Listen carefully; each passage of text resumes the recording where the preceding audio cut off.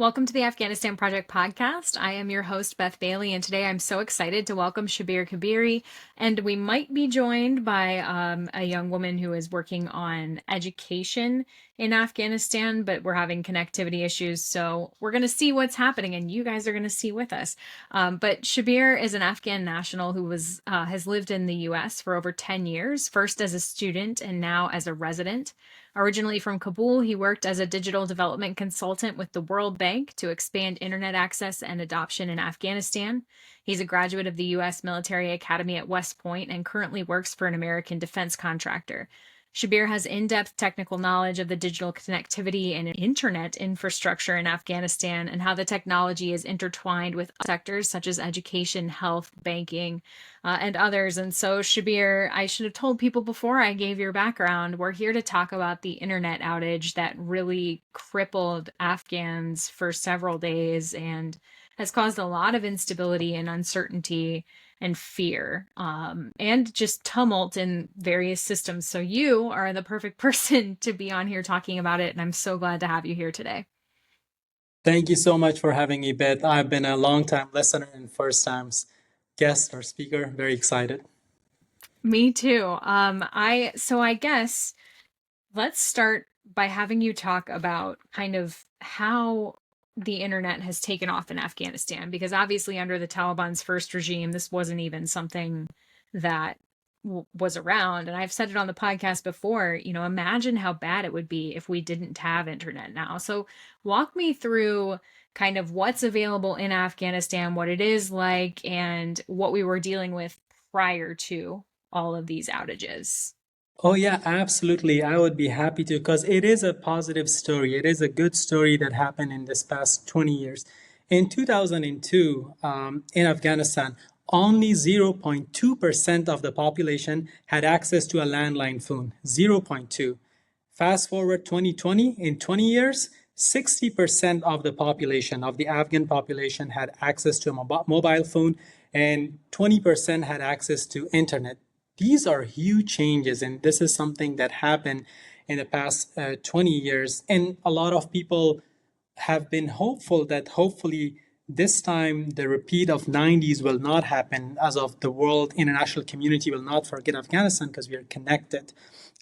For the audience, I know everyone is anxious to know what are the current situation and what are we going to do if something happened again. But I think it's helpful to understand the infrastructure in Afghanistan, because we may want to think of solutions. If we don't know the infrastructure, then we may not have good solutions. So really quick, internet or mobile phone access in Afghanistan is mainly provided by 5 mobile operators. 4 of them are private entirely, and 1 is a state company. And everyone from Afghanistan and a lot of people who work there knows that they are AWCC or Afghan BC mean local, Roshan, Etisalat, MTN, and Salam. These are your 5 mobile operators that provide coverage to about 90% of the population. Now, I say 90% has coverage. Now, it's another question whether people can afford to have smartphone or be able to pay for internet subscription to use it, but they do have coverage. That is your mobile phone. Next, in the internet world, you have fixed communication. That is your home. I mean, everyone in the US and other developed countries are familiar. You have the Wi-Fi router at home. That is called fixed internet. And that works 2 ways everywhere, fiber and cable. There is some fiber in Afghanistan in major cities. There's also cable. In Afghanistan, it is predominantly mobile phone, how people access internet. They're very, very low, maybe less than 1% or 2% of the population has access to Wi-Fi, let's say, for simplicity's sake. This is the layout. This is what the international community, the World Bank, which I worked with them, and many other organizations were able to achieve. Now, very important point here, everything that I said gets run on the fiber network or backbone. Every country has a fiber network backbone. It is Imagine a highway of internet traffic in every country. Afghanistan also has one, which the international community helped to build it, and that network has a switch. So coming to this current incident that happened, you control the switch, you control the internet, you can shut down the whole country. And is that what happened? Did they just turn off the switch for in a simplistic way? It is. I will bear with me, audience. We'll hit another technicality, but then I'll try to make it minimum. Very likely, how the system works. There's a system called the National Internet Exchange of Afghanistan, NICSA for short. World Bank was helping to upgrade it. Now, all the mobile operators that I mentioned and other quick tangent, they're also internet service providers. These are not a mobile who has cell towers. They're just an internet service provider, and there are many of them in Afghanistan. So, and there were, as of 2020, there were about 20 internet service providers and mobile networks connected to this, what I mentioned, NICSA. So NICSA is the center console of this whole internet network, and everyone is connected to it. Now, it is a fair to say that switch, NICSA, if you turn it down, you turn down the internet. However, there's one technicality here. As I said, 4 of the 5 mobile operators are private. These private operators do have their own fiber connectivity on the borders with Pakistan, with Iran, with Tajikistan, Turkmenistan, and so forth. By the way, Afghanistan is connected via fiber to all neighbors except China. And the reason being the border with China is very mountainous and very hard to develop. So that's why that part has not connected. So given, in my assessment and my limited understanding of technical aspect of this, even though if the Taliban had shut down that switch, private operators would still be able to provide partial internet connectivity, not 100%, because they do rely on that switch for their good chunk of internet highway, let's call it for simplicity's sake. But given they also have their own border crossways to neighboring countries, they would be able to provide it. Now, I'm sure the Taliban directed them to shut it down, and then the whole country was shut down. So if that had been the case, if the Taliban hadn't told them, then we would have seen more continued activity at the border areas. And since that wasn't seen, then they were probably, like you say, pressured to cut it off by the Taliban, which makes sense because when Sheikh Hibatullah tells everyone to do something, you do the something. I have so many fun questions for after we get into this, but this is valuable because it tells us more about what could have happened. You know, I think that's really important. You have in some notes that you gave me before this, so people know where I'm getting this information from. I don't want people to think that I'm just like pulling this out of nowhere, but you say something about gender disparity, and I think that that's really important. And I'd like to mention too, I've noticed this, and it's troubling to me because when I first started covering post-withdrawal Afghanistan, I got so many messages from men, and most SIV applicants are men, right? Because it tended to be that there were more men working for the US government, but there were women too. But the women who came to me were only the ones who had access to their own phone or who were allowed to use a phone for internet. Mm-hmm. And not all women are able to access internet. And so you actually have some figures on this that I think are really important here. Would you care to share them with everyone after I've now gone? Absolutely. Absolutely. Gender disparity or gender gap in many services had been under spotlight and had to be well-worked cause in past 20 years in many sectors, such as access to education, sadly, the situation now, health, transport. There has been gender disparity, sadly, in every sector in the country, in Afghanistan, also in digital. In 2021, and I know the numbers were even dire before this, in 2021, 90% of men had access to mobile phone. Now, these are not all smartphones. They could be the basic phones or dumb phones, if we call them, but a mobile phone to make a call, while only 40% of women had access. Now, this automatically puts women in disadvantage. They're not able to access resources, or if someone is in a risky, dangerous, and dire situation. And sadly, gender violence has been prevalent, and some family-based violence, and those people, women, are not able to connect to their family or other resources to get help. But yeah, this has been an issue in the country for a long time. Progresses were made in 20 years, but sadly, since 2021, progress has been halted.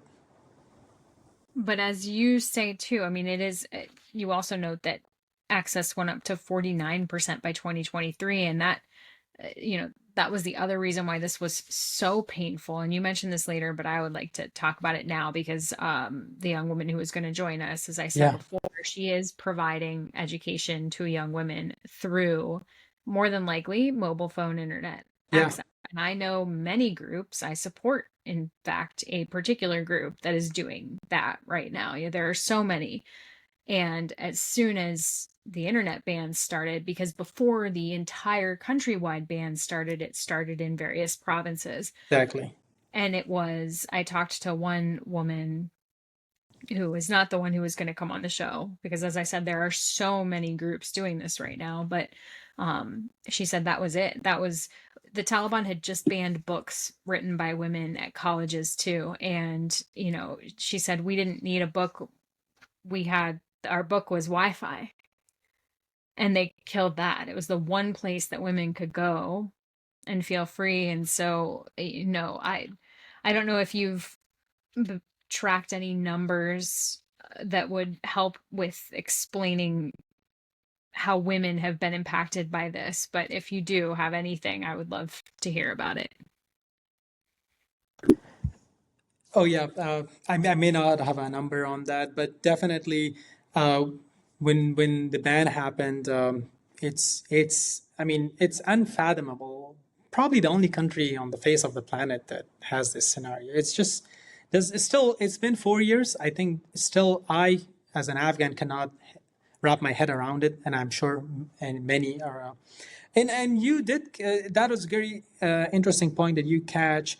In 2023, I mentioned in 2020 the access was 40%, but 2023 it became 49%, and I think that explains why, since the ban happened, then there was this focus on access to mobile phone, and it may explain that that's where that 9% come from, but still that is not enough. And now what happened? Even that this partial solution that we have is still now faces uncertainty, and we don't know what if this keeps happening or on regular basis and be used as a tool now that they have done a drill per se and know how it works, how effective they were able to shut it down.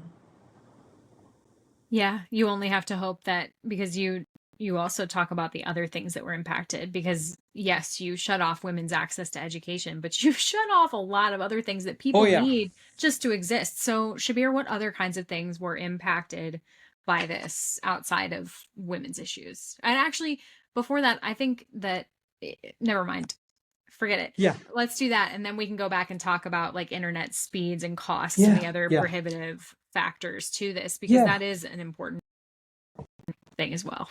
Yeah. Now, we have always said that how life has intertwined with technology in States or Europe and in the Western world. This just showed in Afghanistan, like underdeveloped country, also the life has intertwined with technology. With the internet shut down, there is no remittance. People cannot save money to their loved ones and family members. That is cut off. Their financial means is cut off.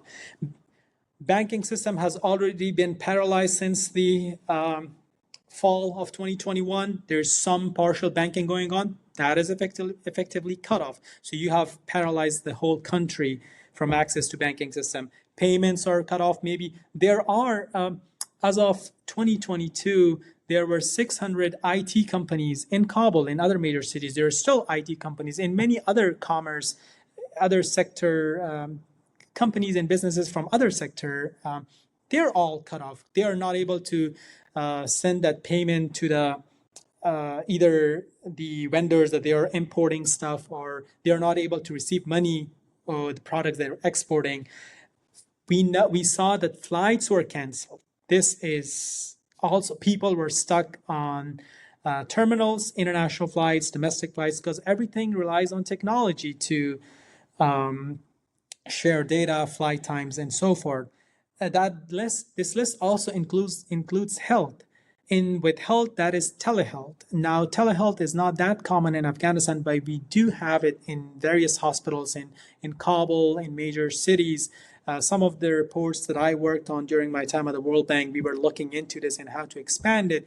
Now, these are very critical where someone has a very, very complicated medical case where the local doctors are not able to diagnose, and they use their telehealth system to connect. The system we were looking into at a time had one of the hospitals in Kabul connected to the Afghan hospital in Pakistan, which is very well-known hospitals, and so forth. And finally, education. The only hope, which has been somehow given this little dim of hope to the girls, to the courageous and brave girls of Afghanistan, this was also effectively shut down. So, yeah. Yeah, it's so important to see all of that. And I know for me, I was also wondering, why did they do this? Was it, was there going to be a reprisal campaign, house to house searches, things that they've done before? I mean, when I had Afghans who I care about come to me and say, I can't get in touch with my family, I don't think they cared at all about the banking system. They just cared about, are they killing the people I love because of what they did for, NATO forces. So it was so disruptive, and they know it now. They know how disruptive it was. But you mentioned in this, what you sent me to, some other things that I think are important to bring up: internet speed and internet cost, because someone actually, a lovely woman, responded to something I'd put out on X about the internet ban, and she was like, why is everyone so angry about this? In most places in Afghanistan, you only get internet for a couple hours a day if you're lucky, and it's crap. So why does this matter so much? So yeah, how is the internet system in Afghanistan compared to here, where we're just used to, going around with our smartphones and having, not just internet, just electricity that works, and, all of that. Like, explain that to us Western audiences who are so connected. Well, there is a lot of merit in what she said, and that is true. Afghanistan's internet, despite the progress that I mentioned at the beginning, the internet speeds has been some of the slowest in the world. I do have some figures as well. Your mobile phone on average, and this is, first of all, your smartphone will work on major city hubs. If you drive to suburbs or rural villages, you're lucky if your 3G network or 4G internet would work. But in major city hubs, you're getting on average 5.5 megabits per second. Right nowadays in the States, if you pick your phone and run one of the, I think you're getting like 60, 70, sometimes 100 if you're close to some 5G, depending on your, so yeah, like it is 100x difference. Same thing for fixed internet, the Wi-Fi in Afghanistan. If you're lucky to afford and have Wi-Fi in the country, the speed is 3.2 megabits per second. Do you know what are the speeds we are talking about here? At places 1 gigabits per second. That is 1,000 megabits per second. So 1,000 in 3 megabits per second, and 1,000. So this is 1,000x of difference. It is bad, but yet even it's fascinating that how the people are resilient and resource are so getting creative to use this resource. How courageous and how passionate of a young Afghan girl for education you are, that with this speeds you're there trying to complete your education, because these speeds are crap as per that comment from online comment. And That's the technical term, by the way, guys. Crap yeah. is the technical term for Sorry. this. No, I love it. I think Yeah, that's 100% right. true. Now, you know what else Yeah, it shows, I think, is that, you know, yes, it's just what you said. I had something come to my mind and then it fled very quickly. But uh, yeah, that there is a lot of ingenuity, a lot of, oh, that's the thing. Um, think about the pain of hiding all of those things on your phone too, because Afghans have to hide a lot of their apps and things from the Taliban when they're at checkpoints. And totally. so, just the digital literacy and the desire to be part of a world outside of what the Taliban have created there. It's huge inside Afghanistan. I think everyone is yearning for freedom but can't figure out how to live it anymore under these strict you Yeah. know this but that's very interesting. And so the cost though, yes, it's crap internet, but it is rather inexpensive, correct? That is true. I would like to, it's so fascinating that comment, online comment has a lot of, like even with that comment, I can talk so much because there's a lot. She mentioned that couple hours. That is actually, we need to follow up on that. Oh It's yeah. not couple hours in the cities like Kabul, Mazar, Herat, the major city hubs. There even I did work on the telecom industry as well. My first job was I was an engineer with the AWCC Avon BC for 2 years, so I know the in and out of the towers and everything. The towers are have a diesel generator, so even the electricity goes off the grid, the generators kick in because there's a lot of revenue in, I mean, mobile technology. So those mobile operators don't want their towers to be down. So in cities, it's almost 24/7 if the authority doesn't shut it down. But in this past 20 years, this is like a security or sort of like a military insight. This past 20 years in rural Afghanistan, Taliban would they would do two things. They would force the mobile operators to pay them so they could provide the service to the people. Extortion. It was a source of revenue. And two, they would direct. They still had control in part of the areas where they had control. They would direct the operators to turn off the towers. Why? Because so people could not report their locations. So if for some reason the security forces, the Afghan National Army, Afghan National Police, if their comms were down and they were using, let's say, WhatsApp, because WhatsApp is secure and Signal, if they were using those two coordinates, they are now not able to use that. So actually, these past 20 years of fighting, Taliban are very savvy and familiar with the telecom industry because they've been extorting it for revenue, and they have experience with shutting it down strategically in locations. So that is why that comment of couple hours comes in. Otherwise, it's not supposed to be couple hours because, as I said, the towers have generators. Even if there's no power, there's a generator 24/7 which will run. So, and that's why it's not. Taliban know how the system works, and that's why they sort of like showed that they're able to even shut it down across the country. And we can come Yeah. back to costs now. Sorry, I Oh yeah, went. no, but I think I would love to say too.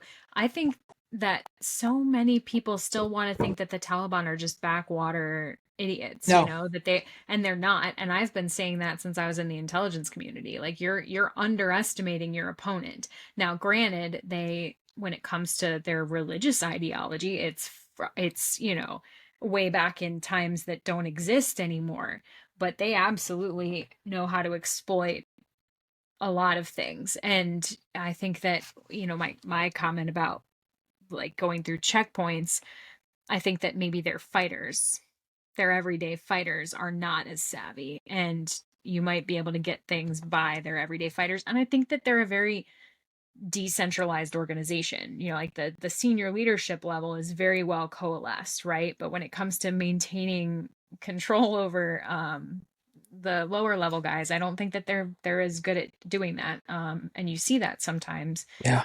I don't want to go off onto too many tangents. Let's talk about the You cost really of quick. internet. Oh So yeah, no, could go we ahead. go on I'm If you are sorry. going on the I'm tangent, it's sorry. all good. There's one No, other you're insight here. allowed. You're the guest. You All can right, thank tangent you. as much as you You want. raised such a good point that people think that they are not savvy. They're very savvy. There has been widely report that they get help from other intelligence agencies of the region, Pakistan, China, I don't know, maybe Russia or others. These are Pakistan has one of the most capable intelligence agency in the region. ISI should never be, and things they've been on par with CIA because sadly the Pakistan government invests all their resources, all their money in their military. So that's why you get a capable intelligence agency. So yeah, that is the reason they know a lot. And even in the very first days of the fall, there were reports that they had brought in sort of this outsider foreign help to eavesdrop or to conduct counterintelligence or intelligence on the mobile networks. So yeah, no one should think that they don't know the system. They know in and out of it. They sure do. Yep. Okay. I don't think we need to get too much into internet costs. We can just say it's not expensive, and that's a good thing because it has saved lives. Oh, I may have. I apologize. I may have made a Go mistake. for it.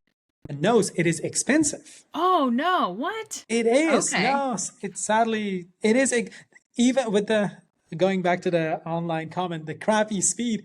It is still expensive. Oh It is wow. very expensive compared to the neighboring countries. About 10 times more expensive with the crappy Okay. speed. And there are two reasons for it actually. And when I was at the World Bank, I had gotten into this investigative mode, even though Okay. folks were not looking into this much more. And I was a local. I knew and I had worked in the industry before. I was like, no, I need to find out why is the price so expensive. It doesn't make sense to me because the let's say this there's a metric of internet. It is 1 megabits per second per month. Let's say this is a quantity of internet. Yay, internet. Hmm. This internet costs $10 or less at the border, at the Pakistan border. The same internet when it arrives to Kabul costs $50 wholesale. We are not talking retail. This is wholesale. The state-run company buys it cheaper than $10 on the border from Pakistan. From Pakistan border to Kabul, it is 200 miles, 250 miles. It only travels that much length of the fiber that the state company owns, and then charges the people 5 times. They sell it 5 times higher to the mobile operators, and when mobile operators buy it that expensive, they'll charge the people, the public. I was on this during the Republic and was trying to push this around, raise awareness, but sadly at the time the Republic had so many other problems that nobody could address this, and this problem exists to this day. And yes, internet is really expensive. It's not affordable in Afghanistan. That's terrible. And here's the other thing that then is even worse is that think of all the allies who are left behind, who the only way that Yeah, they know, if they've got to conversate with NVC, the National Visa Center, they have to wait for that email. They have to be able to get an email back. And so they have to pay for internet on top of the fact that most of them are not able to work. Many, yeah. the most severely impacted of them can't even leave their homes. So it's just, I always thought that internet was cheap in Nope. Afghanistan. So now I'm even more angry about Yeah. what we've done to the people we left behind. So thank you, Shabir, for increasing my anger levels today. But you know what? It's Sorry. righteous anger. Okay. It's not, Okay. So I think at this point we've gone through a lot of that background information, and Yeah. would you say it's a good time to talk about exactly what went on that we're here to address, the blow by Totally. blow? I Yeah, think all I right, think we are take it ready. away. Take it away. Yeah. Yes. Thankfully, there are some online resources which everyone can go check. For example, one is NetBlocks. They show live the internet traffic. Another good one is Cloudflare. Now, everything starts on 29th of September evening late afternoon local time, Afghanistan. But even before 29th, there step step by step the fiber internet or fixed internet Wi-Fi was cut on some provinces. I don't remember the exact provinces, but I believe it's a couple of the provinces away from Kabul. And that raised suspicion, like, why are they shutting down the fiber to this province? And it was just a province, so people said, well, we'll see.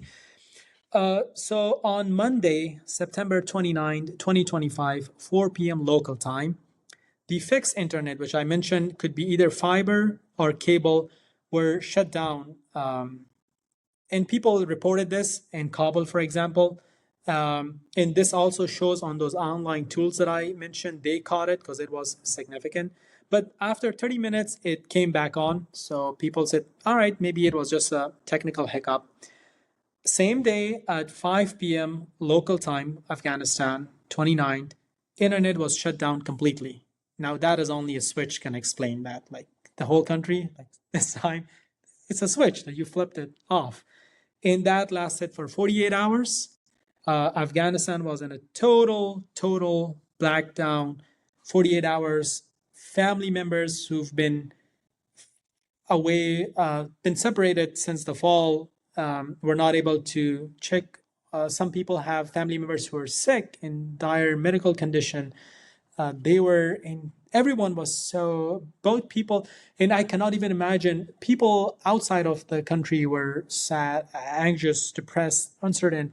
I cannot imagine the feeling of people living inside, where their only hope to be connected, to be heard, to be have this glimmer of hope was internet, and that was also down for 2 days. Now, actually, I was able to watch some YouTubers, and I would like to comment on how there's been the growth of YouTubers, social media influencer in Afghanistan, which has been very positive in my mind. There are videos coming up how people are just like everyone is going around. They can still record their video, but they cannot send it or share it with anyone. They're asking around like what is happening. But then after 48 hours, again, it's back on. And I talked with some friends and family, like, how is the speed? Is it bad? Is it good? It's the same speed. So that to me tells it also a switch, like it's turned on now. Yeah, those are the events that happened recently. So there were so many theories, right, about why this happened. And I think that the one I would love to bring up, because I don't see it written in your possible reasons, but it is definitely something that I saw over and over again, and I would just like to quash it because I think it's absolute nonsense, is that there was an inter-Taliban dispute and that they were going to get rid of Siraj, or that, Siraj and Hibatullah were fighting and You should I'm be like, tired of this line of I am talk because so this sick of happened it. since It day one is of the that, no, fall. not even 4 years. Yeah. Shabir, since before I was in the Okay. Yeah. intelligence There you go. community, like A in decade now. 2010. Oh, it's Yeah. been More than a more than decade. 15 years that I have been following the Taliban. Do you Yeah. know We how many need times to. I've heard about intra-Taliban disputes that were going to make the entire organization fall apart? And do you know how many times they've happened? Zero. Not a Zero. single time. Zero. And Zero. honestly, think about it, guys. Why would an intra-Taliban dispute force the downing of internet for the entire country? It has nothing to do with that. There's no way. I'm sorry. That's one thing I'm just going to immediately say. There's just no way that that was the problem. But Shabir, what are some other ideas that were postulated about what could have happened to make this go on? Yeah, and I think it's fair to we all. Yeah, I mean, it's so easy to speculate, and in my notes I mentioned there because that one also I noticed that this event coincided with the President Trump's comments about Bagram Air Base, so that I heard that one around that, and with I heard there was okay, a plane flying over. Did you hear that one, that there was an American plane flying overhead?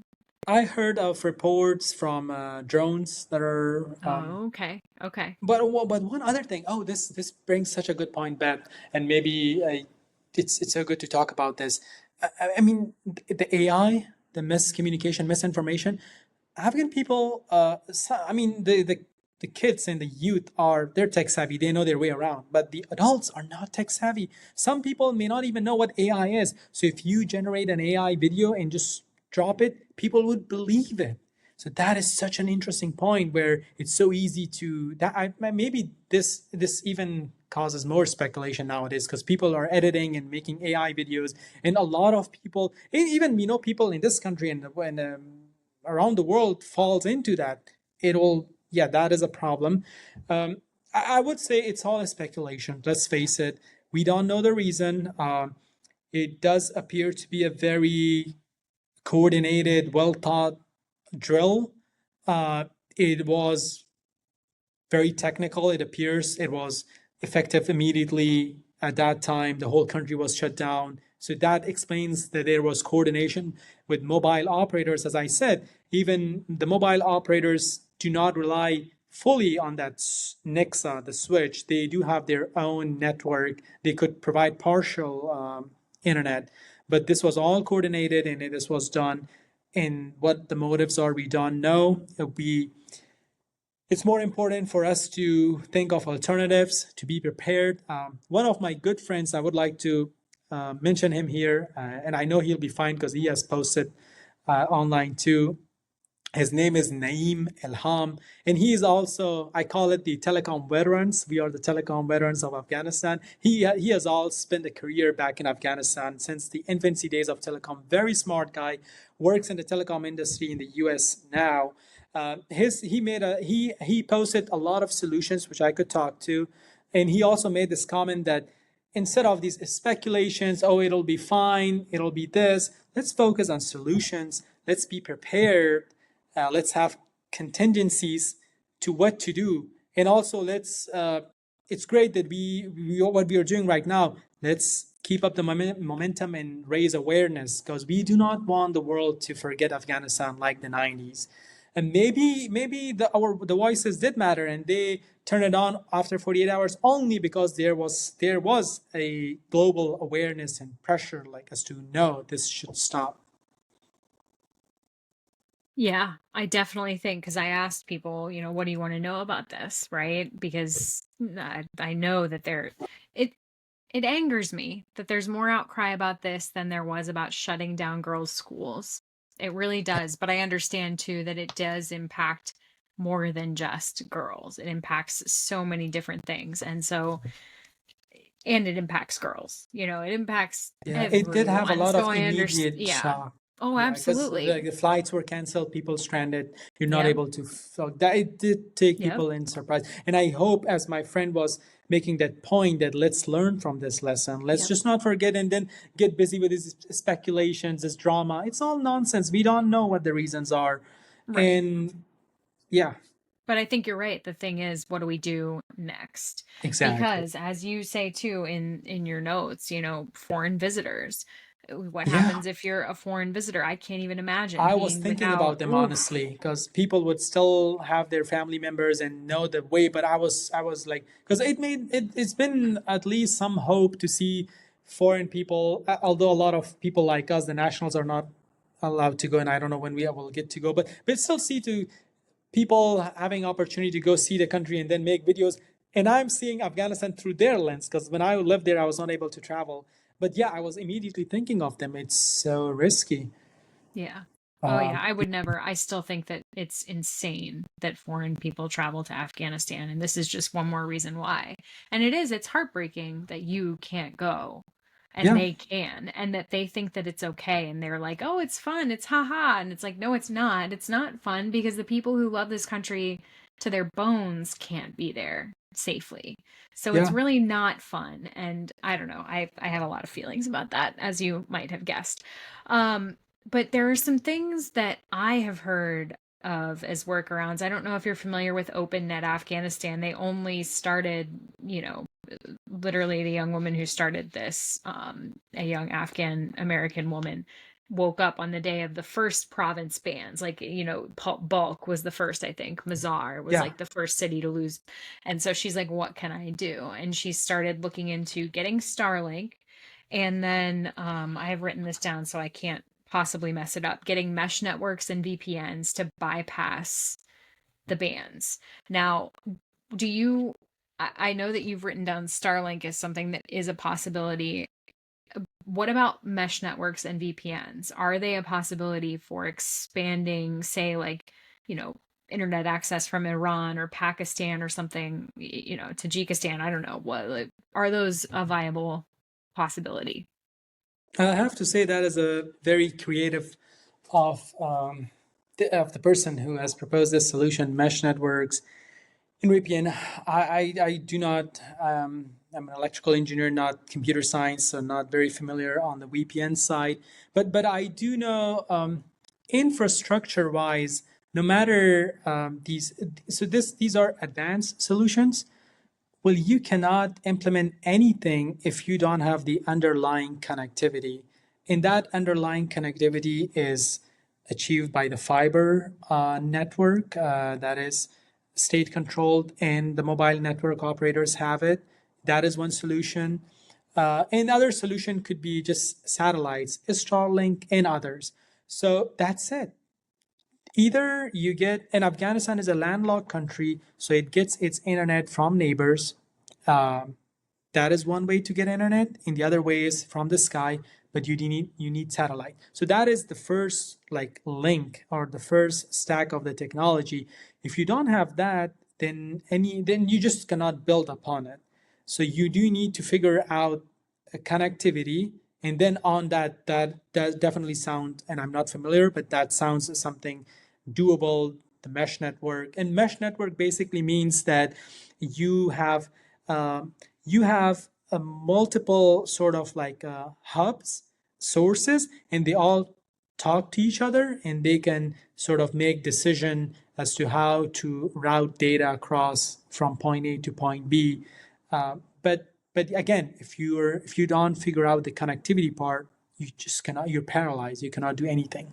Right. And those were solutions when it was just, 7 provinces, 10 provinces, Right, right? right. Because Exactly. then, That makes sense now. but Okay, as I see soon, her and so point that's now. what she I came up with. totally And see her. then, Yeah, yep. So yeah. that was like a week before they just flat out took everything. And then Right. that doesn't become an option. But Starlink still would be, however, and you mention it, but before we get into this, the logistics of Starlink, I've seen some reports that say that the Taliban, if they found people using Starlink, were going to, make sure that they were not any longer using Starlink. So is that how does that work? How would Starlink come into the country? It seems like it's a pretty, I mean, you have to have a rather large, talk to me about what that would look like, just getting Starlink into Afghanistan in the first place.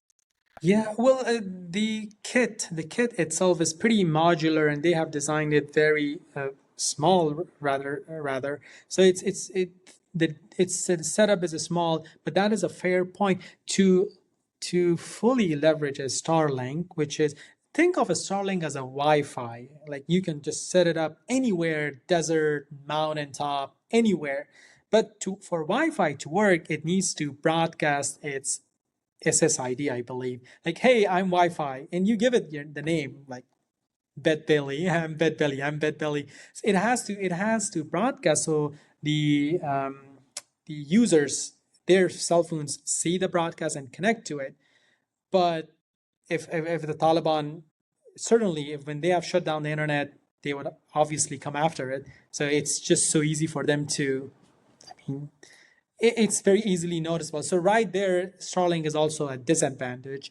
And now you could only use it for one person, as of like connect to it via an Ethernet cable, but that is just like one computer, one mobile phone, or one device getting connected. That doesn't help either. So it is actually not a solution in this situation, but an alternative that could be sort of like used in secrecy. Yeah.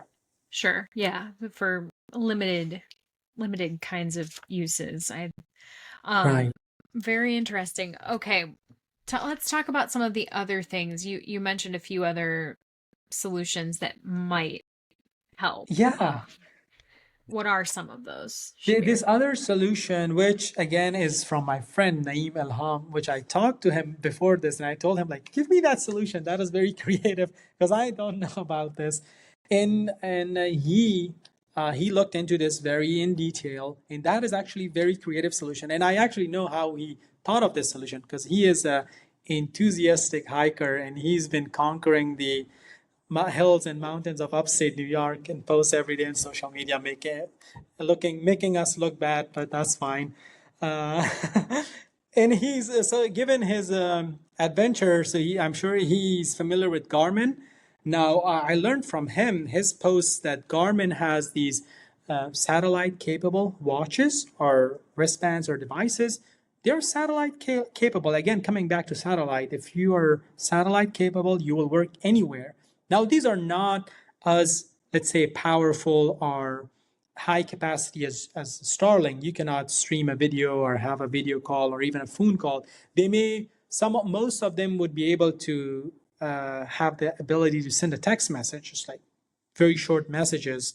And he did point at some models that could support voice calls as well. Now, but this solution also has a logistical challenge or roadblock. You need to purchase them outside of Afghanistan, probably like States or maybe Europe, activate them, and then figure out it to cross border and in the hand of the party that will be using it. So it's a logistical nightmare, but it is an alternative. And I'm sure there are more alternatives as we all as a community look into it further. But I really like Naeem's point about thinking of solutions more rather than speculations. And we'll see. Well, we have to be prepared, and this may happen again. We don't know. Sure. Well, and if a Garmin would work, would a satellite phone work?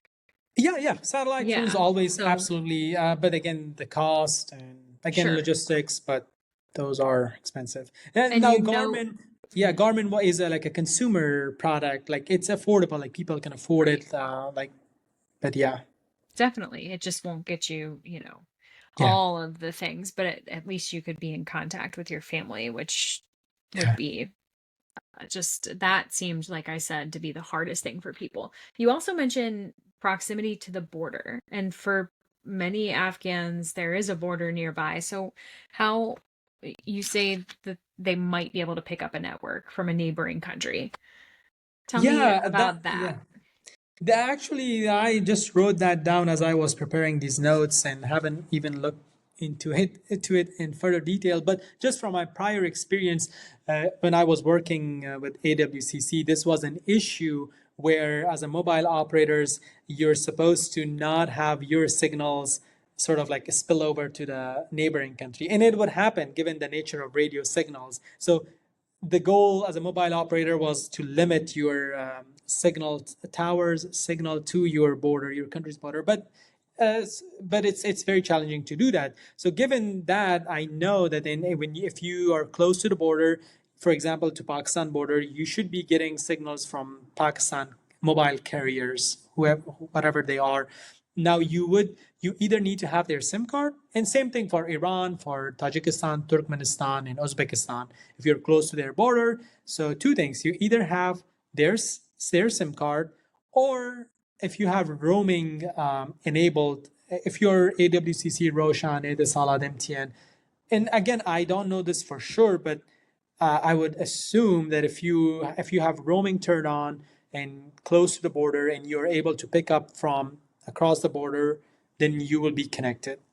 But again, I think Afghan borders are just so risky. Given actually there was just I think today I saw that there were still today also there were clashes on the Afghan-Pakistan border between Taliban and Pakistan forces, and also we know Iran border, they're very strict because of the immigrant movement, and all the Afghan borders are sort of like in a militaristic zone. So it's even if this solution works, it's just not safe at the end of the day.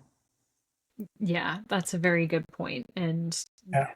that you don't want to risk your safety to be able to be safe. It's just, well, and I don't want to speculate. I think that it's good to not speculate about if and when this might happen again and all of that. Nobody knows. There has Yeah. not been any indication. I think that the Taliban said anything about this definitively about why it happened or I don't know actually, and I've not come across sort of a mainstream report on this. I may seen a comment that was like the maintenance excuse. this does not Yeah. look as Right. by any Routine. means. It was a Right. switch. Yeah. Yeah. And I've heard, there are, okay, maybe we can tread lightly into speculation. I have heard some speculation that the Taliban may be trying to create their own intranet so that, only certain things can get to the Afghan people, because that was Hibatullah's complaint in the beginning, is that this is leading to immodesty. I actually had a woman come to me and tell me she thought that the reason that the bans started in bulk to begin with was a video that had leaked that purportedly showed Taliban members engaging in prostitution with women, and like very, very explicit photos on like a German television station. And they were, covered up. But then I've also seen that those might not have been Taliban members. And, there's just, I don't think that the Yeah. Taliban would cut off the internet because of one Yeah. set of, you know what I mean? Like, but I think that they know that there are girls skirting their bans. They're not stupid. They know that, there are things happening. They know that people are talking to Americans in the West through the internet, and that the media that gets out about them gets out through, there's a lot that they don't want out, that if they can control that, it behooves them. So, Yeah, yeah, very, very good points. And no, this was totally different. This was something else. This this has some big reasons that we just don't know. Because if you are thinking of controlling the internet, you could always implement like website specific bans, platform specific bans such as TikTok, Facebook, anything. There are a lot of the technology is flexible. It's tech. You could modify, have the mobile operators, or yeah, there's a lot of ways you can do it, but this was just something else, like shutting down internet. I don't know what the reason was, because you would not, because this, as we saw, like paralyzed the country. The flights were canceled, payments are canceled, health is stopped, yep, all commerce, like every aspect of daily life was impacted. yep. It's almost just like to show you that we can. Pretty This is much, another yeah. thing we can do, just like we can take all of Kabul and go house to house and look through everything you own and see if you have a gun and see if you have any documents that show that you worked for the Americans. And, the Taliban are very good at those control Yeah. methods and using them to terrorize the population. And they certainly met their goal here. Well, Shabir, I would love to open the floor to you. Is there anything else that you think we should talk about? Anything that people should know that I didn't ask? I believe we covered it all. Thank you. Oh, I would. Okay, I was thinking to make a comment at the beginning, but then I said we'll just jump right into it. I think we covered what I was intending to, and thank you for the opportunity. This topic, the digital development, is close to my heart. I worked in it, and it makes me so sad. Before the fall, I was with the digital uh, with a World Bank project, a $50 million project that we were expanding internet, not shutting it down. We were trying to get it to the most rural areas of Afghanistan. Sadly, we had to stop it. But so yeah, I always want to shed light on this and raise awareness. But I think we did a great job. My comment is thank you, Beth. Been a long time listener. Thank you really, genuinely for what you're doing for the country. You're a hero to Afghanistan. I, as an Afghan citizen, am grateful. You and so many other people that I know, I don't know how you guys do it. I just literally don't know. I thought maybe they'll do it for a year. You're not just quitting, and I don't know. You keep going hard and hard. Thank you so much. You all are so truly kind, truly representing the spirit of America, what American values really stand for: care, generosity, love, kindness. Yeah, and this is the side of America which mainstream should display to the world. You are championing it, so you and people like you. So thank you from bottom of my heart. Thank you for everything you're doing. I Appreciate it. am so grateful to be here. It's like you said, there are a lot of people doing this still, Yeah, 4 years yeah, on.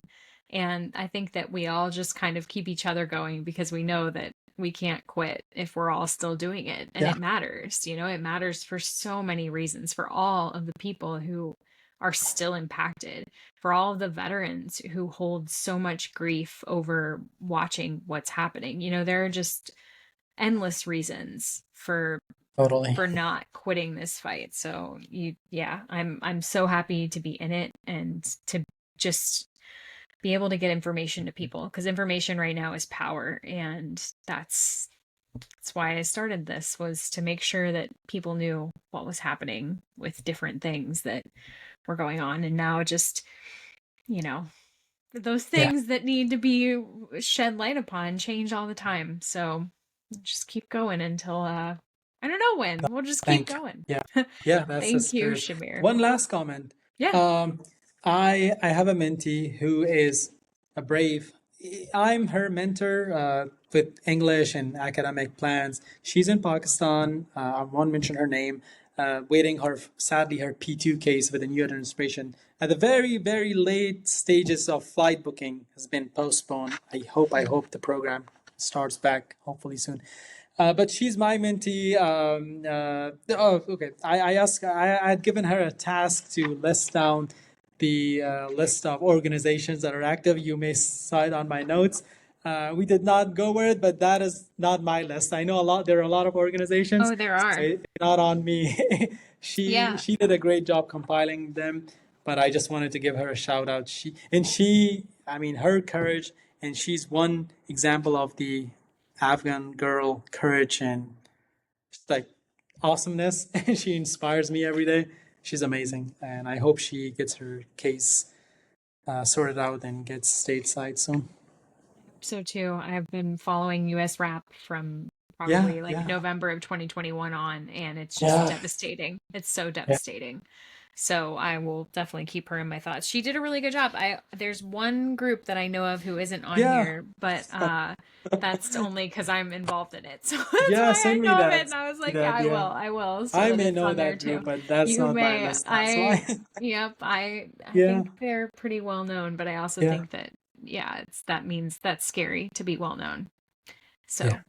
So, well, thank you all for listening, and tune in soon for more important stories and news. Yes. Tashkor, and see you soon.